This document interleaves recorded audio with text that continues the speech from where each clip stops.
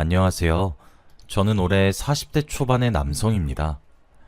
여기에 올라오는 사연들을 보면 세상에 정말 다양한 일들이 일어나는 것 같아요. 저도 여러분들 못지않게 몇 년 전 아주 충격적인 일을 겪었습니다. 지금 그때를 생각하면 아직도 두 손이 부들부들 떨리고 숨이 잘 안 쉬어져요. 제일 믿었던 사람한테 배신을 당하는 건 정말 감당할 수 없는 일인 것 같습니다. 여러분도 저의 이야기를 들으시고 분명 놀라실 거예요. 저는 제가 첫눈에 반한 여자와 결혼을 했습니다. 정말 우연히 만났던 사람인데 저는 그 여자를 보고 머릿속에서 종이 울렸고 세상에 그 여자밖에 보이지 않았죠. 저와 전혀 아는 사람도 아니었고 우연히 한 커피숍에서 만난 여자였는데 너무 예쁘고 이 사람이 아니면 저는 안 되겠다는 생각이 들 정도였습니다. 원래 제가 여성분들한테 전화번호를 물어보거나 먼저 다가가는 성격이 전혀 아니에요. 그런데 그때는 무슨 자신감이었는지 슬리퍼를 질질 끌고 카페에 갔는데 그날 그 복장 그대로 여성분께 전화번호를 물어보았습니다. 그 여자는 저를 위에서 아래로 훑더니 조금 당황해했고 전화번호를 주었죠. 저는 아직도 그날 그녀가 뭘 입고 있었는지 정확히 기억합니다. 검정색 미니스커트에 흰색 블라우스를 입고 있었죠. 아무튼 저는 설레는 마음으로 집으로 돌아와 그녀에게 연락을 했고 저희는 그때부터 만나기 시작했습니다. 정말 대화도 잘 통하고 공감대도 잘 맞는 거 있죠? 그녀와 만날수록 운명이란 것이 세상에 존재한다고 믿게 되었습니다. 그러다 보니 이 여자와 결혼까지 하고 싶었죠. 그런데 그 여자는 저와 결혼을 하고는 싶지만 연애를 조금 더 오래 해보고 싶다고 했습니다. 저도 그 마음을 다 이해했고 그녀가 하고 싶은 대로 하게 해주었죠. 그런데 그녀는 딱 한 가지 지키는 것이 있었습니다. 바로 혼전 순결이었어요. 그녀는 30대가 다 되어가는 나이였지만 어릴 때부터 혼전 순결을 꼭 지켜왔다고 합니다. 그래서 그걸 이해해줄 수 있는 남자를 만나고 싶대요. 저는 그 여자의 몸이 좋은 게 아니라 성품을 좋아했기에 당연히 기다릴 수 있었습니다. 그리고 그녀에게 저의 비밀에 대해서도 털어놓았어요. 사실 저는 몇 년 전 정관수술을 했습니다. 아이를 키우고 싶은 생각도 없었고 결혼에 대한 부정적인 생각을 가지고 있어서 평생 혼자서 살려고 결심을 했을 때 그녀가 제 눈앞에 나타난 것이었어요. 그래서 제가 결혼은 긍정적인 시선으로 바라보게 되었어요. 하지만 출산은 원하지 않았습니다. 그래서 그녀에게 저도 혹시 아이를 낳지 않아도 괜찮겠냐고 물었죠. 그녀는 오히려 좋다고 했고 평생 남편과 단둘이서 사는 게 자기 로망이라고 했습니다. 이 정도로 저희는 서로 가치관이 잘 맞았고 운명이라고 믿을 수밖에 없었죠. 그렇게 그녀와 몇 년간 연애를 했습니다. 양가 부모님들도 저희가 이렇게 오래 연애를 하니까 결혼을 할 거라고 생각하셨나 봐요. 그래서 결혼 계획도 속전속결로 세웠고 상견례 자리에서 분위기도 좋았습니다. 제 남동생도 제 아내 될 사람을 좋아하는 것 같았죠. 그리고 얼마 지나지 않아 결혼식을 올렸고 분가를 하게 되었습니다. 이제 결혼을 했으니 아내의 혼전 순결이 끝날 때가 되었죠. 연애하고 나서 처음으로 아내의 전신을 보았는데 웬 남자 얼굴이 그려져 있었습니다. 허벅지 쪽에 아주 크게 남자의 얼굴이 있더라고요. 저는 누군가 싶어서 뚫어져라 쳐다보았는데 아내는 당신이야, 선물! 이라고 했죠. 솔직히 한눈에 보면 저인지 잘 모르겠더라고요. 저와 생김새는 비슷했지만 그려놓으니 저라는 것을 바로 알기 어려웠습니다. 저는 계속 뚫어져라 쳐다보니 아내는 이상함을 느꼈는지 타투이스트 탓을 하더라고요. 정성껏 해달라고 했는데 그 타투이스트가 실력이 부족한가 봐. 아내는 결혼 선물이라고 했습니다. 그러면서 이제 완전히 저의 아내가 된 기분이 든다고 했죠. 저는 아내가 너무 고마웠고 남편의 얼굴을 새겼다고 하니 감동을 받았습니다. 주위에서 한 번도 그런 여자를 본 적이 없기도 했고, 이 여자가 정말 나만 바라볼 것은 확실하다고 그렇게 생각했거든요. 저도 순간적으로 아내의 얼굴을 새길까 고민을 하긴 했지만 쉽게 엄두가 나지 않았습니다. 저희 부부 사이는 정말 좋았어요. 다시 연애를 시작한 것만 같은 느낌이었고 세상에 서로밖에 보이지 않았죠. 솔직히 연애 때보다 더 좋았고 아내를 만나지 않았다면 제 인생을 빛을 보지 못했을 거라는 생각까지 했습니다. 그리고 양가 부모님들도 너무 좋아하셨으니 저희는 완전 성공적인 결혼 생활이었죠. 이제 결혼하고 얼마 지나지 않아 아내가 동창회를 간다고 했습니다. 결혼하고 나서 처음 가는 자리라 많이 떨려 했고 저는 잘 갔다 오라고 했죠. 그리고 술을 많이 먹지 말라고 당부했습니다. 아내는 술에 취하면 기억을 모두 잃어서 절제를 하며 마셔야 합니다. 걱정이 잔뜩 된 채로 동창회에 아내를 보내줬고 저는 심심하게 집에 혼자 있었죠. 그날따라 신혼집이 너무 적막하게 느껴지고 부모님도 보고 싶어서 정말 오랜만에 저희 집으로 갔어요. 그리고 아내의 연락을 기다리면서 부모님과 이야기를 나눴죠. 그런데 집에 남동생이 없더라고요. 취업을 준비하고 있어서 매일 집에 있거나 도서관을 갑니다. 당연히 이 시간이면 집에 있어야 할 애가 없어서 부모님께 동생 어디 갔냐고 물어보니 오랜만에 친구를 만나러 갔다고 하더라고요. 그래서 혼자 취업 준비나 하는 애가 무슨 친구야 라고 생각했죠. 집에서 밥을 먹고 아내의 연락을 기다렸으나 아내는 전화 한 번 오지 않았습니다. 제가 문자를 보내도 답장이 없었죠. 밤 12시가 지날 때까지 연락이 없어서 너무 걱정이 되었습니다. 그리고 아내는 새벽 3시쯤 집에 돌아왔어요. 술에 떡이 돼서 제대로 걷지도 못한 채 집으로 돌아왔고 저는 화가 났습니다. 그런데 술에 취한 사람한테 화를 내는 게 소용이 있겠나요?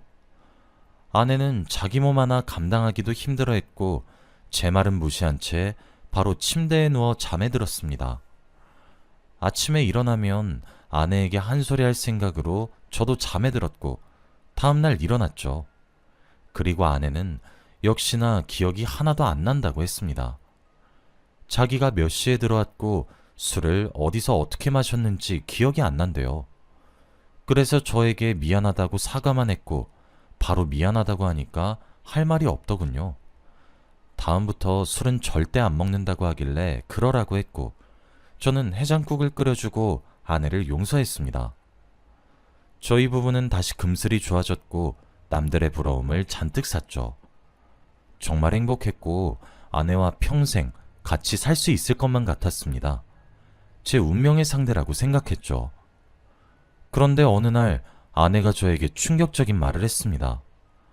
퇴근을 하고 집에 갔는데 아내가 기쁜 목소리로 저에게 말을 했어요. 제 눈앞에는 두 줄이 그어진 임신 테스트기였고 아내는 나 임신했어 라고 했죠. 저는 너무 당황스러웠습니다. 결혼하기 전부터 수술을 해서 아이를 가질 수 없다고 했는데 임신을 했다고 당당히 말하니까요. 제가 당황스러운 표정을 지으니까 아내가 예상했다는 듯이 반응했고 수술은 아예 임신을 못 시키는 게 아니라고 해요. 낮은 확률로 임신이 될 수 있다고 합니다.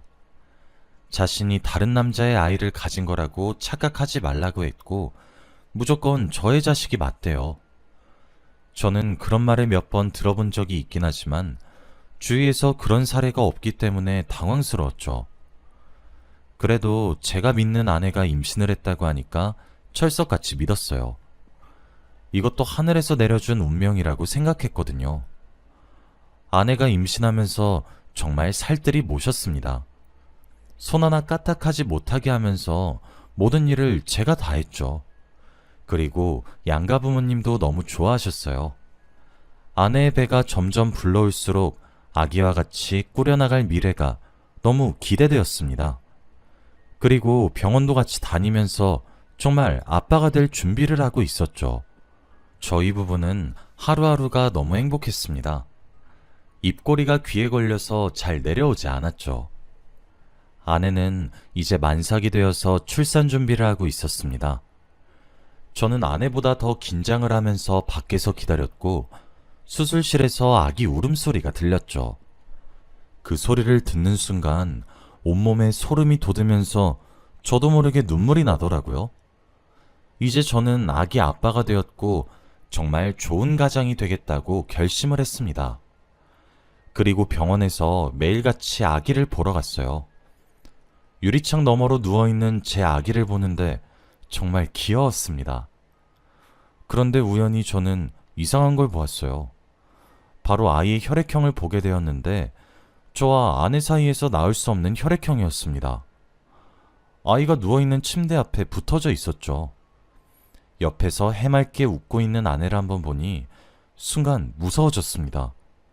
저 애가 제 아이가 아닐 수도 있다는 생각이 들었죠. 그리고 그때부터 조금씩 엇나가기 시작한 것 같습니다. 아이를 낳기 전까지 아내를 살뜰히 모셨지만 아이를 낳자마자 태도가 변한 저를 보고 아내가 많이 속상해했어요. 왜 이렇게 사람이 변했냐며 화도 내고 울기도 했죠. 그런데 도저히 생각 정리가 되지 않았습니다. 아이의 혈액형을 보니 머릿속이 너무 어지러웠죠. 아내가 아이를 데리고 집에 돌아오는 동안에도 아무 말 하지 않았습니다. 그리고 제가 혈액형이 이상한 건가 싶어서 다시 혈액형 검사도 받아봤지만 똑같았어요. 그래서 결국 아내 몰래 친자 검사를 의뢰하기로 했습니다. 아내가 자고 있는 사이에 친자 검사를 하는데 필요한 물건들을 챙겼죠. 그리고 다음날 해가 뜨자마자 의뢰를 했습니다. 결과가 나오는데 일주일이 걸린다고 했고 일주일 동안 어떻게 살았는지 몰라요. 정말 맨정신으로는 살 수 없었습니다. 매일 퇴근 후에 술을 먹고 새벽에 집으로 들어갔고 해가 뜨자마자 바로 집에서 나왔죠. 그리고 아내와 이야기도 안 하고 아기도 눈에 들어오지 않았습니다. 아내는 혼자서 육아를 했고 갑자기 변한 제가 의심스러웠겠죠. 그리고 아이한테는 더욱 관심이 없으니 속상해했습니다. 아내가 이유를 물어도 대답을 해주지 않고 답답했는지 결국 가족들에게 알렸어요. 아내는 저희 부모님한테 제가 요즘 집에 잘 들어오지도 않고 밖에서 술을 먹고 만취가 된 상태로 집으로 돌아와 잠만 자고 나간다고 그렇게 다 일러바쳤고 거기다가 다른 여자를 만나는 것 같다고 했습니다. 당연히 저희 부모님은 이 말을 듣고 화를 내셨고 당장 집으로 오라고 했죠. 그날 제가 의뢰한 유전자 검사 결과가 나오는 날이었고 검사 결과를 본 뒤에 집에 가려고 했습니다. 저는 떨리는 마음으로 결과를 보았어요. 정말 친자가 아니면 어떡하지? 아니면 정말 친자면 어떡하지? 싶었습니다. 긴장한 채 검사 결과지를 보았는데 제 친자식이 아니었습니다. 저는 두 손이 벌벌 떨렸고 화가 미친 듯이 차올랐어요. 바보같이 그것도 모르고 아내가 임신했을 때 공주대하듯 모셨던 거잖아요. 저는 바로 집으로 갔고 제가 들어가자마자 어머니와 아버지는 저에게 큰 소리를 치셨습니다. 그리고 옆에서 제가 혼나고 있는 걸 아내가 보고 있었죠. 저는 부모님의 말이 귀에 들리지 않았고 유전자 검사 결과지를 보여드렸습니다. 다들 검사 결과지를 보시면서 표정이 굳으셨고 아내도 달려와서 보았죠. 당연히 미안하다고 용서를 구할 줄 알았던 아내는 오히려 이게 뭐야? 누구 유전자인데? 라고 모른다고 했고 저는 그럴수록 더 화가 났죠. 니 애랑 나 유전자 검사했는데 친자 아니더라? 솔직히 말해. 누구 애야? 너 대체 어떤 놈이랑 그런 거야? 결국 저는 소리를 치고 말았죠. 아내는 계속 무슨 소리냐며 제 아이가 맞다고 했고 검사 결과지가 잘못됐다고 했습니다. 저는 혈액형도 이런 혈액형이 나올 수 없다고 반박했고 아내는 계속 똑같은 말만 되풀이했지요. 둘 다 질기새가 없었고 저는 인정을 하지 않는 아내가 너무 답답했습니다. 그런데 그때 방 안에 있던 남동생이 나왔어요. 그리고 죽상인 표정을 하며 갑자기 제 앞에서 무릎을 꿇었습니다. 형, 미안해. 내 아이야. 가족들은 전부 다 그게 무슨 소리냐고 물었고 장난치지 말라고 했습니다. 아내도 말도 안 되는 소리라고 했죠. 그런데 남동생은 충격적인 진실에 대해 말하기 시작했어요. 알고 보니 남동생과 제 아내는 첫사랑 사이였습니다. 학창 시절부터 알고 있던 사이였고 둘이 연애도 했었대요. 그러다가 상견례 자리에서 둘은 처음 보았다고 합니다. 아내가 솔직히 결혼을 해도 되는 건가 싶었지만 그래도 그때는 제가 너무 좋았기에 동생한테 그냥 모른 척하고 살자고 했다네요. 그래서 그렇게 살다가 동창회에서 만나게 되었다고 합니다. 둘이 다닌 학교가 같으니 집이 아닌 술자리에서 친구 신분으로 만나게 되었고 그날 결국 사고를 친 것이죠. 동창회에 간 날 남동생도 친구를 만나러 간다고 집에 없었고 아내는 새벽 늦게 술에 잔뜩 취한 채로 집에 돌아왔었습니다. 저는 모든 퍼즐 조각이 다 맞추어졌죠. 저는 그 말을 듣고서도 거짓말하지 말라고 말을 했어요.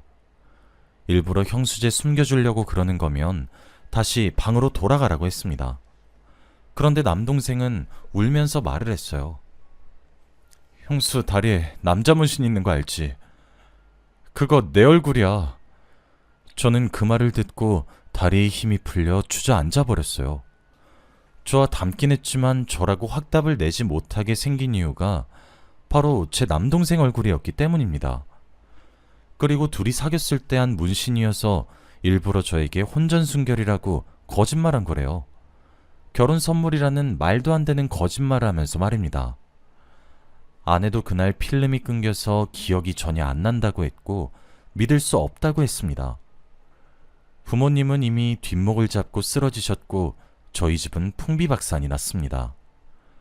아내는 다음날 해가 뜨자마자 바로 유전자 검사를 하러 갔어요. 남동생과 아이, 그리고 저와 아이 말이죠.